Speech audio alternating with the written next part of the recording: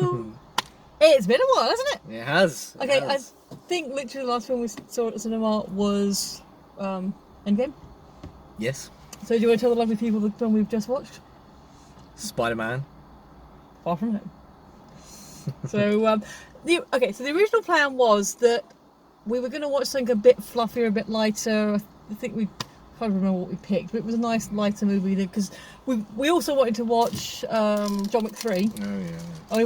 We didn't want to go from one intense movie to another intense movie. No. Short version, we didn't see the fluffy movie, we still haven't seen John Wick 3.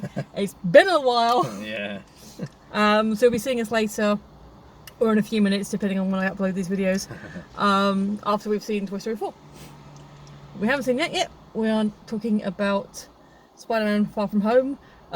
Usual concept, we are going to talk about it vaguely and then go into spoilers, although I'm guessing given how late we are to this party, anyone who's interested in this movie has seen it. I would certainly hope so. Yes. But either way, you're all welcome to sit and watch this and enjoy with us. Yeah. And I've just got a tickle on my nose, so do you want to start with a summary? Yes. Right, so we're not going to go into any spoilers this very second, but Spider-Man Far From Home is second in the MCU Spider-Man films. This one involves Peter slash Spider-Man. That's not a spoiler. I really hope it's not a spoiler. Going on a summer vacation. No, but it's a hell of fan fiction. Yeah. Summer vacay with his school and his school friends. So Ned, MJ, Flash,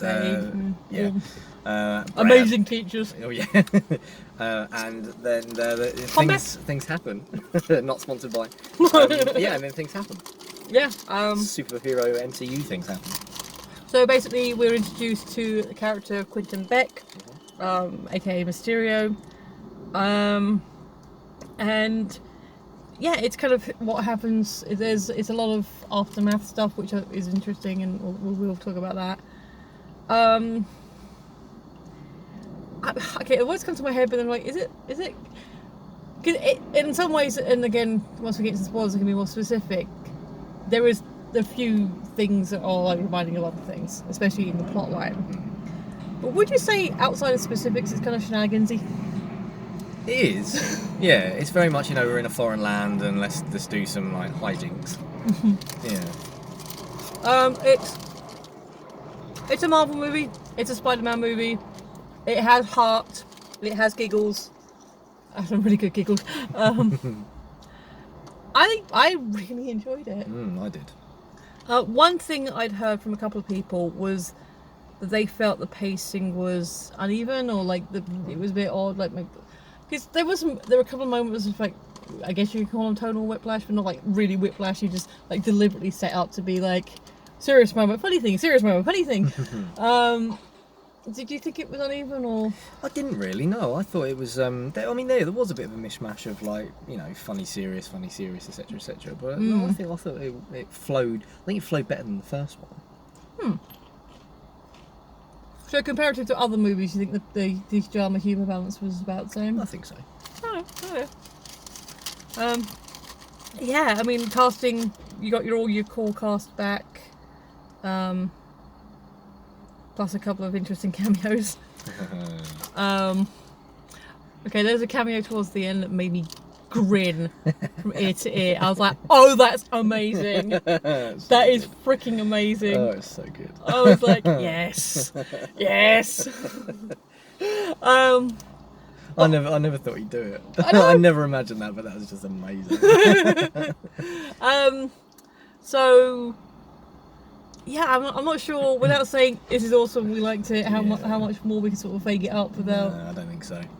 And plus, like I said, if you're watching this, you've probably already seen the movie like a couple of months before. How long's it been out now? Couple of It's months? not been that long. No. At least a month. Well, long enough that anyone who would have wanted to watch it is probably watched Yeah, it. more than likely, yeah. And the only reason we haven't is because of him. Never make friends with a copper. Alright, to be fair, when we met, he wasn't a copper, but Yeah. I knew it was his ambition one day. So, yeah, no. I love him, but he's annoying sometimes. Yes. Well, no, his job is. Yeah. So, yeah, I guess, the spoilers? After you, my dear. Spoilers! So I assume we are both talking about the J.K. Simmons at the end. God, yes. Can't go into more detail about that. It's kind of like a plotty point thing, but Just amazing. holy crap, that was so It good. was so funny. Oh, that's so funny. Quick apologies before we sort of carry on. We are in a car park, so if you're hearing noises, that's a nice looking lady going into her car. Yeah, because the windows are open because it's nice and warm. Yeah, it's August.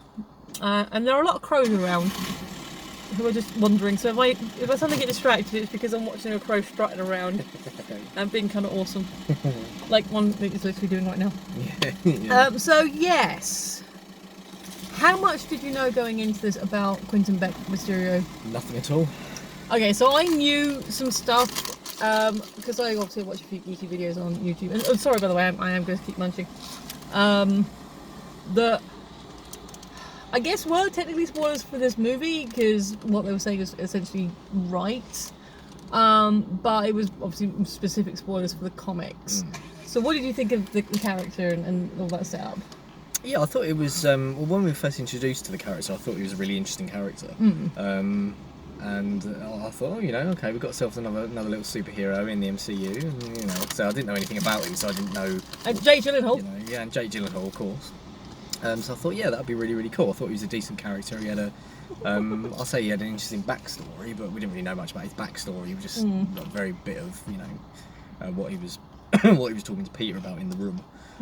But no, I thought he was a really interesting character, and I was excited to sort of see more from him and what he could do. And obviously, we'd seen already what he could do with fighting the elementals. Yeah. No, I thought he was pretty cool. So what did you then think of the twist? Well, so the bit when, so they're in, I think it was in Prague in the bar. When he was talking to Peter, and I hadn't seen anything coming at this point. No. I still thought he was going to be like another one of the good guys. But then when they were having that conversation, I thought he's going to like punch Peter in the face and knock him out and nick Edith in a second. I thought something doesn't feel right about this.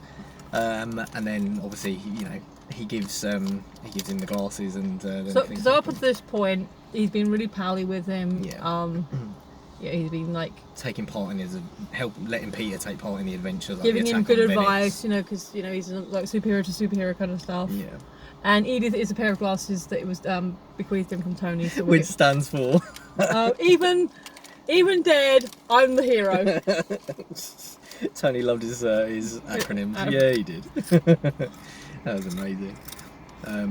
Yeah, and so Edith has the power to control, give the wearer the power to control this massive satellite, Stark Industries satellite.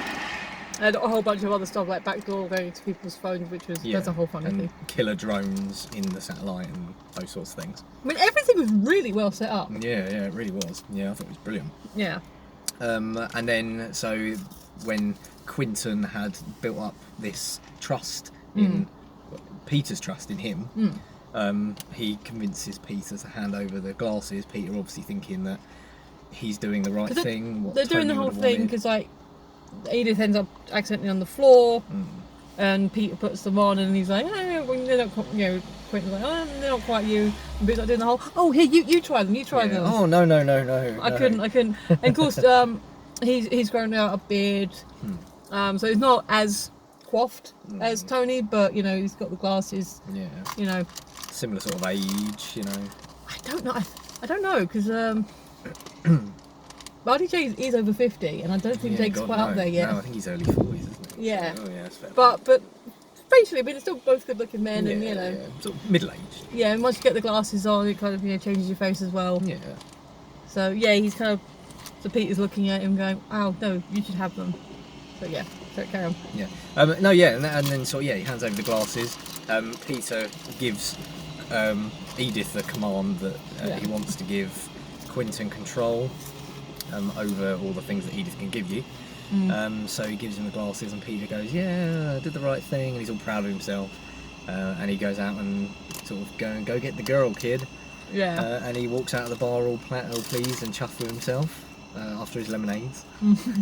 And he's only 16 as well, so he's, and then as he walks out of the bar, the camera sort of pans around, and this mysterious blue fuzzy haze strips down the bar, the facade, and is revealed to just be like some old room, just like an empty like a warehouse thing, with a few people in it, and they all start cheering. And get me out of this costume. This stupid costume. See, that wasn't so hard. Yeah, and it turns out they're all previous staff employees. Yeah. And actually really good because they recasted like the guy that Obadiah yells at in the first film. Yeah, that was funny. Tony Stark built this in a cave! In a cave! Out of scraps! I'm not Tony Stark! Yeah, that was funny. And then the holographic trend technology is obviously the bath system bath, that Tony used, and they actually do like a reverse angle where you see, you know, Quentin in the background. All clean shaven, all, you know. Yeah, businessman-like. Yeah. And like not happy with that. No, basically in the original comics it's kind of the same thing, but he's a vis effects specialist. Yeah. So he's using the technology that was available then. Right, okay. It's still a similar concept because obviously the conceit here is he's using the drones and holographic projections to create these big elemental beasts that he then fights, and it's not even him fighting, it's a hologram of Mysterio fighting. Mysterio, yeah. And uses that to convince people that he is this amazing hero. Yeah, I mean, I think Quentin Mysterio is in some of the cartoons, probably. I haven't seen them, but to do it this kind of scale, I'm not sure you could have made this story like even 10, 20 years ago. Oh right, yeah. Because of like the technology. I mean, one, the technology, you wouldn't have believed it was like that the technology existed, but two, I don't think you could have made it as pretty. No, probably not. And the whole drone thing is very current, isn't it? Because also the other thing about that you have to remember is everything currently in the MCU is in the future. Yeah. Because they're still 5 years ahead. Yeah, that's true. So yeah, so you like the twist. I did. I really liked the twist. Yeah, because it was like halfway through the film. Yeah. And, everything was done. He fought all the heroes. He beat all the elementals, and they were like, "Well, that's that done." Yeah. I thought, okay, you've still got like an hour to go. I was like, did you check your watch? You're like, No, but I thought we haven't been sitting here this long. It's like, nothing's really happened. Yeah. So backtracking a little and say about the 5 years. So we open up on a tribute to Tony, to Cap, who technically isn't dead, but the kids don't really know that. No, true. He's gone though. Yeah. He technically never existed. No, he existed. It's a whole timeline thing. He's always has existed in this timeline, like Old Man. But sort of. Yeah. So basically, he was always in the background. Apparently, I think they confirmed it on the commentary or something that he was at Peggy's funeral in Civil War. Yeah. Basically, on the guest list there would have been a Roger Stevens. That's good. that's cute. I like that.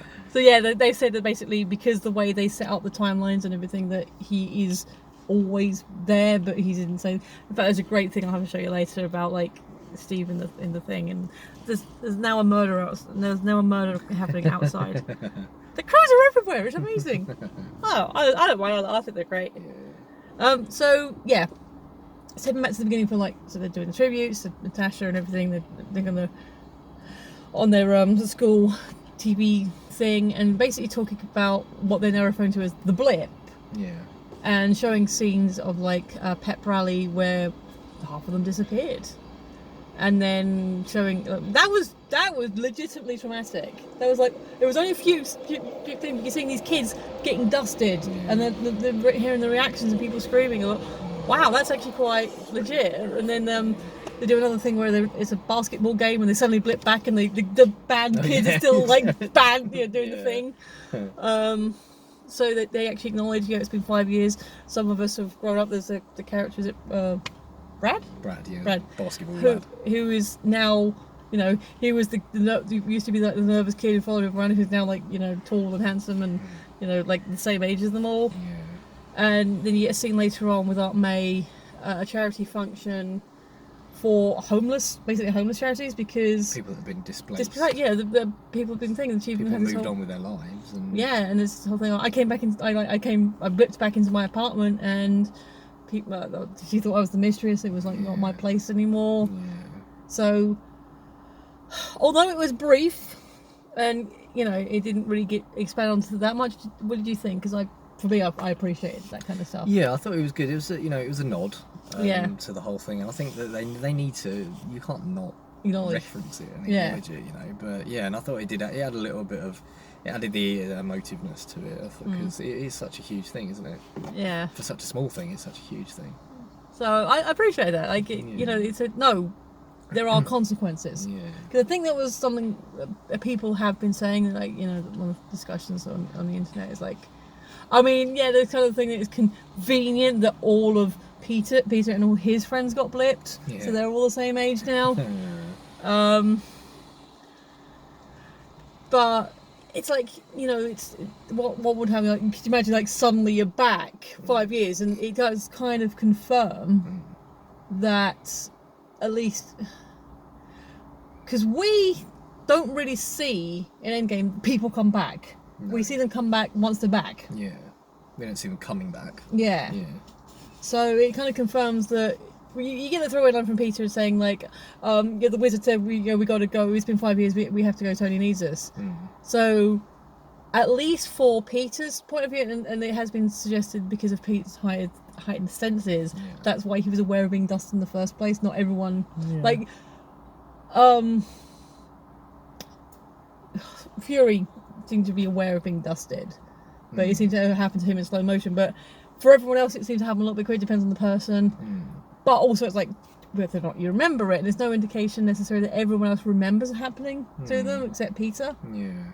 So it does seem to confirm that, yeah, you brought back at the moment you left. Yeah. Which is interesting. It does make you wonder what Hulk actually, you know, was thinking at the time. Yeah. It was like, last one, Bruce, you've made life awkward. Yeah. But yeah, so you got the thing that, no, there is actually consequences. Things have happened. People go homeless. Yeah. Has it made it better or worse? I don't know. So yeah,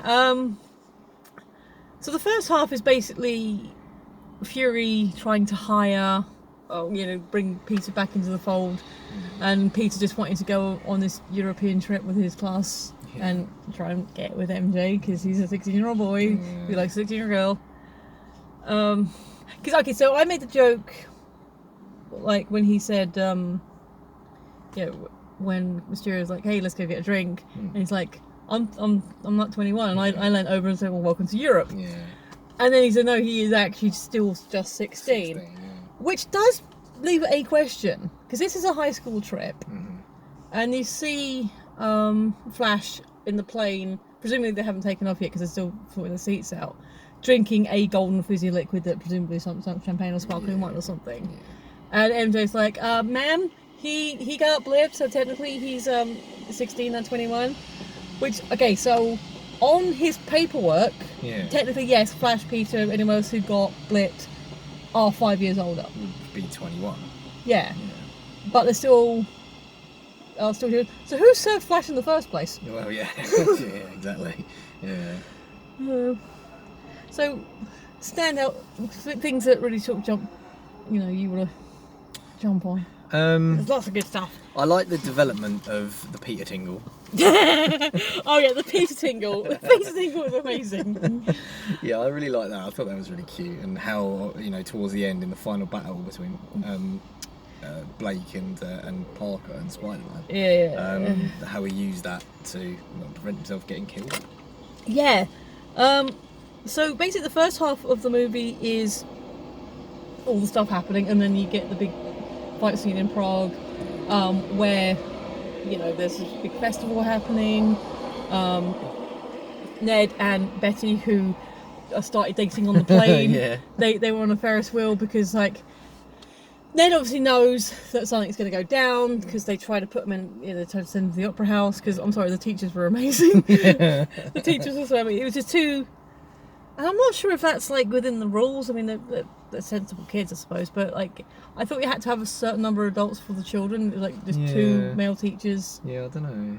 And I'm not saying this as like as a sexist thing, but wouldn't you need at least a female, because maybe the girls would want someone that they feel comfortable with, especially because they are still minors. That sort of age, yeah. So they were awesome, and they were good. Like, there was the in Venice the water monster attack, and then the teacher comes around, this was a funny scene. It's a scene in the trailer where Ned's knocked out by Fury.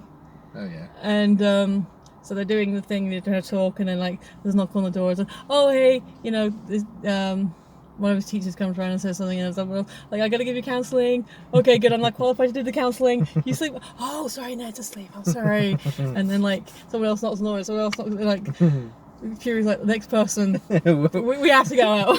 We'll be attending another funeral. Yeah, And that's the dramatic music over when he's that telling was what him. I was saying about serious funny. Yeah, I thought that was brilliant. Dun dun dun dun dun dun. Peter. Neddy, sweetie. Dun, Okay, dun, dun, babe. dun. The thread is very real. Oh, that's so good. That was great. So that was funny. Yeah. So yeah, after you get the battle in Prague, that's when we get the scene in the bar. So that's like the first half of the movie. Yeah. And then the second half of the movie is Peter trying to, you know, expose Quentin and working what's actually going on and why Yeah. it's happening. So that's maybe that's why people have said it feels a bit uneven. Maybe because it's very much it's very much in two halves. Yeah, but that's not necessarily It's very uneven. I think it's set up. distinct, but I think that's how it is. I mean, I don't know. Because I knew about Quentin's comic Quentin's history as a Viz effects guy, Right. so I saw that twist coming. You obviously didn't know about that twist, No. so for me knowing that it was illusion, it seemed like okay, so now we need the reveal. Yeah. You didn't know that, so did you feel like it was kind of two stories or? Well, like I said, I didn't see it coming as such before the reveal in the bar. Yeah. So I did feel like it was like, oh, that's the end of it, and it felt like it was the end of the film as a whole, before the reveal of Quentin being Mysterio the hero. Yeah. And then after the reveal, there was like, right, let's get cracking, and that it did feel like a distinct second. I don't know. It felt like a second story, or it definitely felt like a second part to the story. Yeah. But then I don't know. I guess in some ways it is. You could say that it probably did feel like a different film because the first film was Mysterio the hero, and the second film was Mysterio the villain. But I think they pulled it off in a way that it was distinct. It still but not- flowed. Yeah, I think it flowed very well. Okay, yeah, that's fine. Yeah. That's cool. I've got straight hair. It's annoying me. So the car driving past, which I'm sure I drove past a few minutes ago, did remind me of a thing that kind of made me laugh. Is you've got the SUVs, you've got the big Audi. It drives in, you see the Audis. It's an Audi. But at one point, there's a Vauxhall factory in the background. Oh, is it? I didn't Did you notice not that. see it? Yeah. I didn't notice that. Yeah, No, not Vauxhall. The other one, the Griffin. Not that one. The other one. Oh, that is a Griffin. Yeah, no, the other one. Renault. No, Is it Renault with the lion? no, Peugeot. Peugeot. No, I didn't. All notice. the cars. Oh, yeah, no. Oh, no, I didn't notice that. Yeah, there's a Peugeot factory in the background because I saw the big lion. You can't miss it. Right, yeah. I always get Peugeot and Vauxhall mixed up. I apologise to those companies. You both make fine cars. We're in a Vauxhall. Yeah, that was just a thing that maybe. Because Yeah. I'm assuming that obviously there was some start on location. It just happened to be where they were filming. They decided that road was the one to shoot down. Well, yeah, probably. So speaking of location, scenes that were in the movie. Yeah. Do you want to talk about that quickly? Yeah, so they filmed two scenes where I work. One of which was the scene in our old post office that Oh, right. was converted into a post office, Yeah. funnily enough, where Peter Parker here to pick up a passport. Oh, right, yeah. That wasn't in there. Obviously, there was mention towards the beginning of the film. Oh, that's in when- the trailer, yeah. when May and Peter were talking, have you got your passport? And when he's in like the iron spider suit. Yeah. So I assume that was meant to be before that. Mm. And then there was a scene inside a little convenience store, which was an actual convenience store. It is an Yeah. actual convenience store. Where he's buying the headphones and the dual Oh, adapter right. for the plane, Oh, okay. so he could watch the movie with MJ. So those are the two films, the two scenes that were in the trailer but not in the film, that stood out for me because I've been into both those places. So, two scenes shot on location in England in Bishop Stortford was set in America. Yes. Yeah. That's amazing. I know.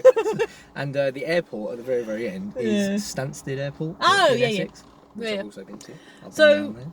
We got the big finale stuff happening, so he's worked it all out. There's a super trippy scene in the middle where he thinks he's talking to Fury and he just throws all the illusions out at once. Oh, that was intense. That was crazy. That was a train. So, couple of things, obviously. So story-wise, as I said, the plot reminded me Incredibles. Yeah. Yes. And I think a few people called that before it was out. Like, it could be quite syndrome-y. Yes, yeah, I suppose it was. I think when you think about it. But we're within the illusion where Peter's getting piled by Peter's kind of Matrixy. Yeah, yes, it was a bit, wasn't it? Yeah, and it felt very reminiscent of the Doctor Strange. Yeah, but not quite as trippy No, with the not fingers quite on as fingers. trippy. Although it did have one genuine creep moment. I'm assuming you think it's the same one. When Iron Man crawls up out of the grave. So it kind of carries sorry, spoilers for the end of Carrie. Carrie punches out his grave and then crawls out and he's like in the suit and the skull. All the spiders. Like, oh, that's genuinely Yeah, creepy. that was a bit creepy. I'm glad they show like nice pictures of Tony again afterwards. Yeah. You just don't want that as your lasting memory. No. Yeah, that was creepy. But so that did lead up to the setup where Pete's losing a bit of his confidence. There is with spider sense because there's been a lot of discussion like does he have spider sense or doesn't he? Yeah. Because May throws a banana at him at the beginning of the movie, and that's where we get the whole thing about the Peter tingle. Yeah.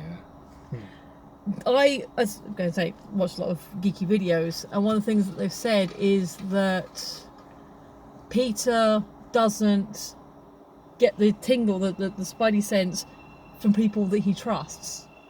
So he doesn't sense danger from May. So Yeah. she's like, "Oh, you can dodge bullets, but not a banana." And like, no, he didn't. You're not a danger to him. Yeah, exactly. So in that original sequence, at this point, obviously, he's been knocked out of serenity. He does have a moment when he does sense the danger from the drones, but then he gets slightly knocked and his back gets. Oh, that was painful.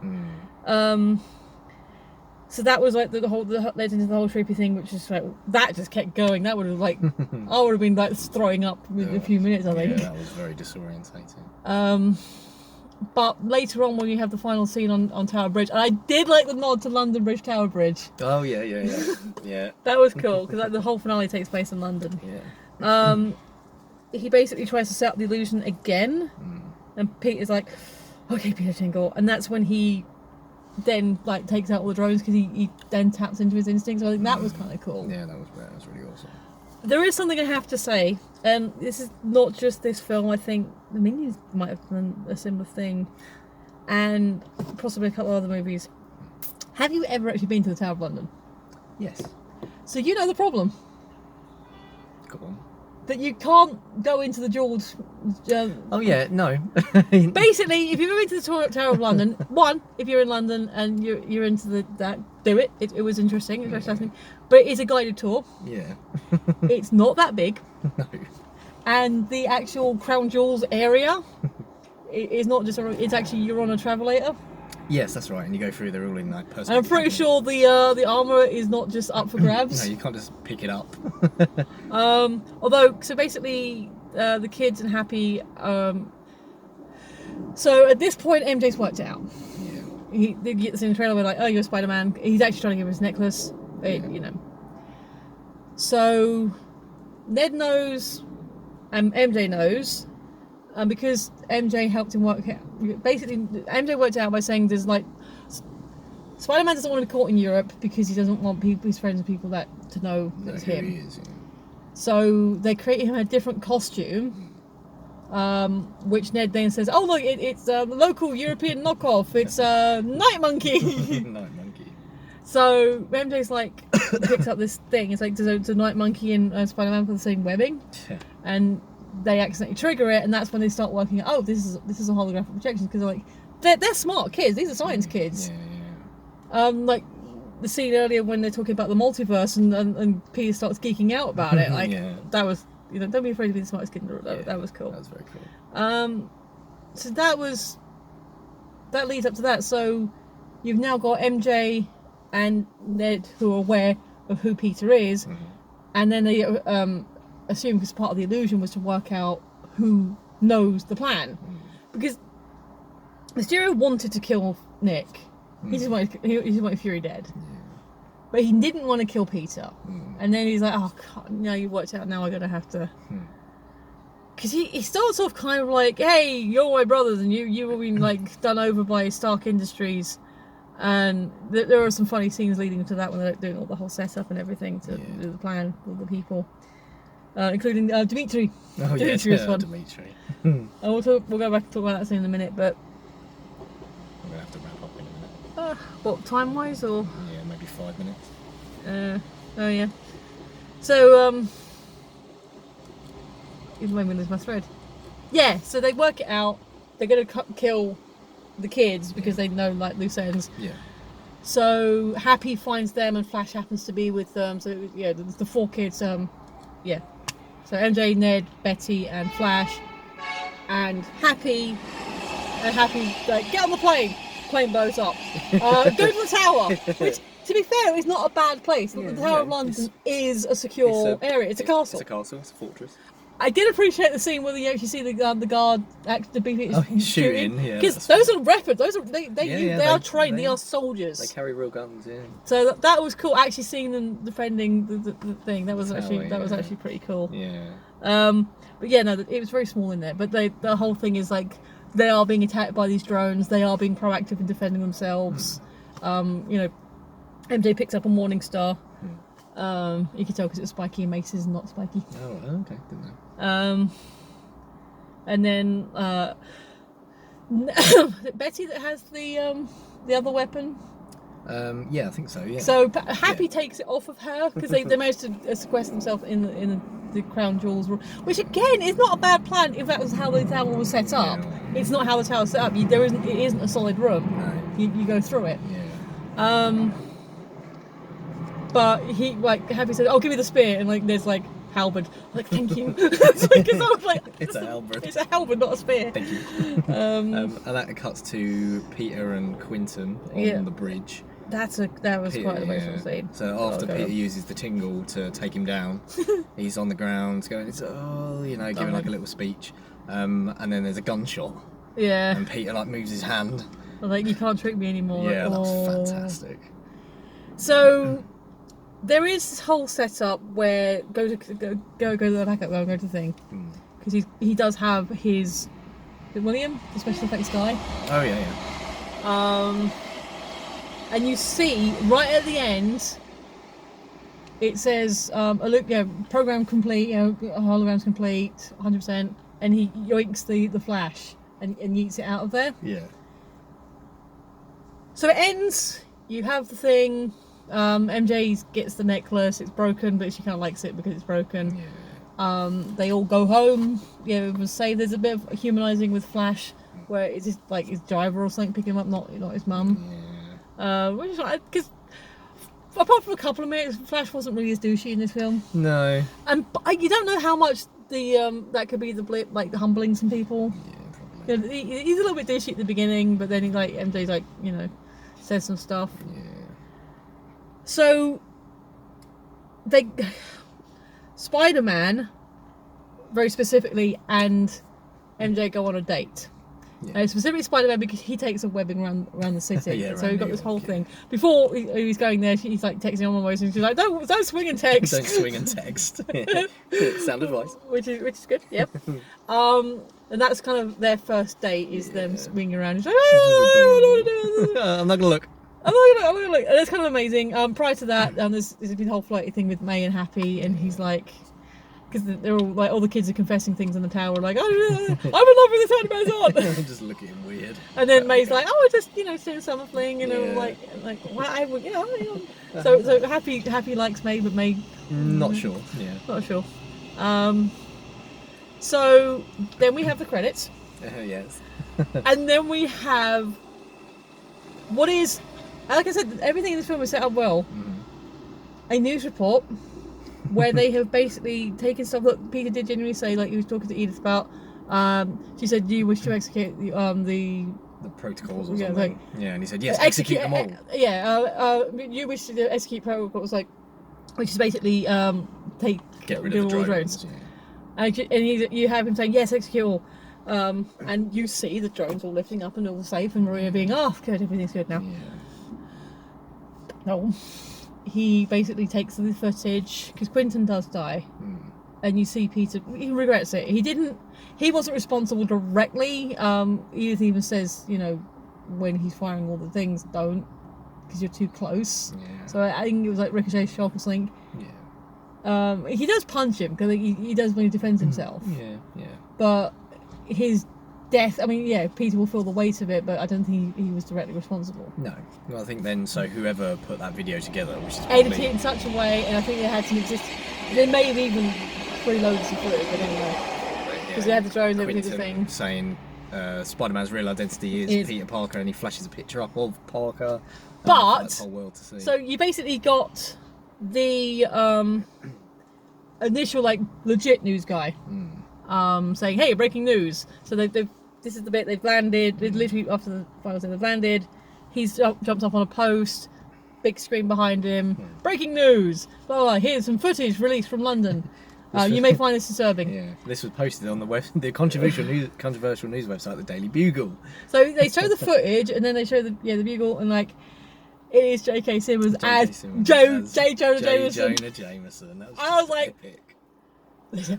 oh my god, I was so happy. Yeah, that was Because just through that scene where he was like taking selfies and that is his swing, I was like, is he gonna be a journalist? Is he gonna work for the Bugle? Yeah. And then like the Bugle's now a website, and J. Jonah's still in charge of it, and like Spider-Man, I told you he was a menace. I'm like, oh, that is so awesome. That was great.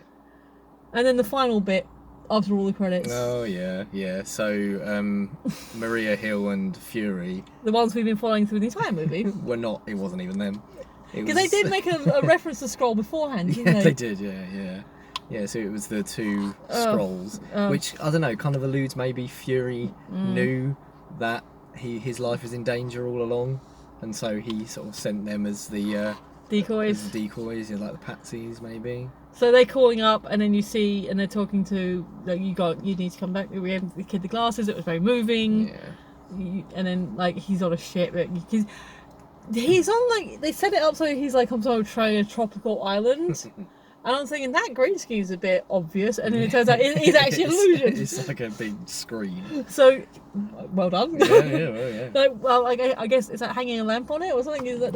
That's definitely twisting a trope there. Yeah. And he's on this big spaceship with lots of Skrulls. Like, okay, people, back to work. And who's got my shoes? That was amazing. Yeah. So yeah. I mean, there's probably lots of other things we've forgotten to talk about. But one, we're kind of running out of recording time, and two, we've got another movie in a few minutes. Yeah, go see the toys. Yeah. Final thoughts? Epic. It's so much fun. It was so much fun. So, obviously, Peter's now been revealed, which is kind of dodgy, and I think you get the cut off fuck.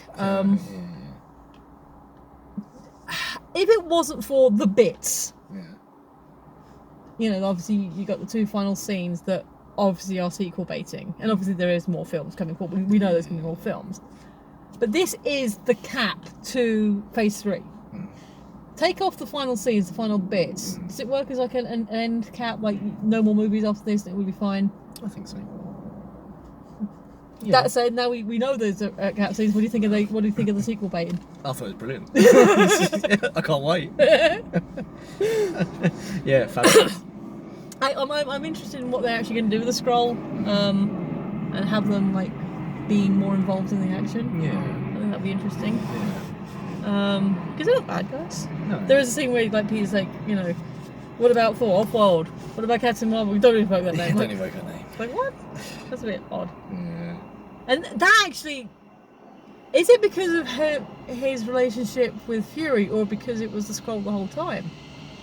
Now, there's a theory. Yeah. Get on the internet if you're not already. Yeah. But yeah, final thoughts. I'm not sure. Epic, fun, definitely fun. Yeah. A lot of good moments, like especially the final elemental, which is like all of them mushed together. Nobody made a Glare reference. It's supposed to be smart kids. Yeah. But yeah, no, ultimately it was fun. I enjoyed it. Yeah. I don't think it had the same pacing issues that other people have been. Now I've seen it, I can ask specifically what did you mean by pacing issues. I thought it was fine. Yeah. No, it was good. I enjoyed it. I had fun, and like I said, you've probably already seen it. If you haven't seen it yet, and you decide to watch this spoiler-filled review, first of all, thank you, and go check it out. Go make up your own mind. Go decide for yourself. But no, it is good. It's fun. Yeah. Good way to end Phase 3. Now looking forward to Phase 4. Yeah. And probably more creepiness with the next Doctor Strange movie, like the Mouth of Madness or something. Like they're going to be a proper scary one. So be prepared for more creepy imagery in the future. Absolutely. And other things. And on that note. On that note, we wish you well, and we'll probably see you in a little while. Realistically, a couple of hours. Again, depending on when I upload these, a few minutes. So for now, if you have been, thanks for watching. Thanks a lot. Appreciate it. I've been Michelle. He's been Adam. We'll catch you later. Bye.